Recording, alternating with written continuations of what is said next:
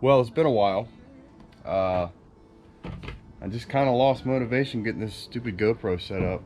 And the battery dies in like 5 minutes anyway, so I haven't been videoing much. But a lot has happened over the last, I don't know, month or so that I've been not recording my progress. So, quick glance. Tonight, we've been test fitting the center console. I've still got a lot of work to do on that thing. I sneezed a bunch of fairing on it, as you can see. Hopefully it'll look good when I sand it down. There's a big old hole back here too, where something used to mount. I don't know, previous owner obviously cut it out.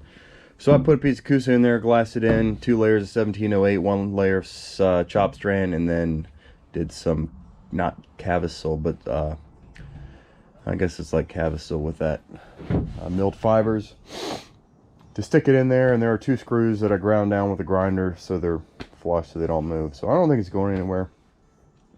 I don't know what I'm going to do on the front here as far as putting a seat, or I might just put a cooler with a cushion. Not worried about it right now. Got the fuel tank in. I think I put that in my last video. I put these braces over top of it.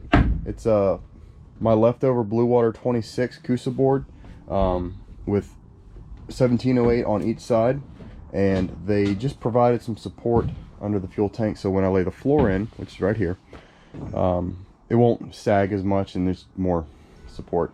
And they don't touch the tank. They're lifted up probably about a finger and a half, whichever however big that is. So we got some plumbing done as well. I really went overboard with this. I shouldn't have done, well, I'm not going to say I shouldn't have, but it's definitely not necessary. But I didn't want any other complications. My goal with this boat is to make everything as seamless. Well, I don't know about seamless, but just makes sense. So I ran some PVC conduit to the bow, and it comes up and will pop up right underneath this little leg or whatever area on the center console. And that's so I'm going to run my bow light wire through that. I've got some LED strips. Yeah, I'm super ricer here with this old Seox. Some red LED strips that I'm going to run under the gunwales or gunnels to provide some ambient lighting on the deck at nighttime and not have bright white lights that force you to lose your night vision when you're out, you know, sore lipping the hell out of some croaker and spot, because that's all I'm good at catching. Anyways, so, and then if I ever decide to put, you know, what are they called, spreader lights or anything up front, I'm going to leave a piece of line in there so I can pull a line through. I was kind of torn on how to get this to mount to the side of the stringer, but my fiance's dad, who's much smarter than I am, helped me out. And I was thinking about like taking his ratchet strap and soaking it in resin and then like holding this up with it and screwing it into the stringer, but with much better imagination than me, we got some stainless hardware. That's a panhead screw, and it goes in here, and I use some, I don't know if you can see it, but there's a couple washers stacked in there. There's a big washer like this on each side of the stringer. There's 2 stacked in there to give me the distance to put this 22.5 degree elbow in there. And then there's a small nut on the inside that is just hitting enough threads to stay tight. Now, I don't plan on putting any weight on this at all. It is just to, you know, run some wires. So I think it'll hold, and then I did the same thing back here with that. And there's a 90 degree in there. That is gonna come up underneath there. I haven't put the PVC in there yet for it, but there's gonna be a 90 degree. There's a 90 degree elbow that's gonna stick out of the floor, so I can run any conduit or run any wires up to the front. Got the steering linkage. I've just been testing around with that. This is really old and it's not hydraulic, and yeah, I'm just gonna leave that at that. It used to be located right here, but I hated the way it felt standing behind the console and having the steering wheel like this. I had a Grady White where the steering wheel is flat, and you know, you only get about 45 to 90 degrees of like wheel where you can hold it to like turn, because you're not going to put your hand all the way down here. So I'm relocating the steering wheel up here, I'm going to get a switch panel. All my switches are going to go here. Ignition is still going to go here. I don't know what's going to go there. I'm leaving it open for now in case something comes up where I need a hole like that. Throttle controls are going to go over here on this side, and then I'm going to mount the gauges, very minimal gauges, on this panel underneath the steering wheel. I only really care about my fuel gauge, my temperature, which I really don't need because I have an alarm and it's on 2-stroke, and if I blow it up, well then, what the hell, let's put another one on there. And so temperature, fuel gauge, and then RPM gauge. And the switch panel that I'm getting has a voltmeter built into it. So it's the new wire marine one because I'm not an electrician, and they do a really good job. And then this is the hole for the compass. I'm just going to put it in here because, you know, who knows when you want to go full on Magellan and, you know, travel by the power of the stars and, you know, magnetic north. And then I plan on mounting the fish finder combo depth chart plotter thing over here. I don't know what I'm going to go with yet. Garmin's supposedly having a good Black Friday deal, so I'll probably get one of those Garmin like 94 SVs or something. And then thought about doing a through hole transducer.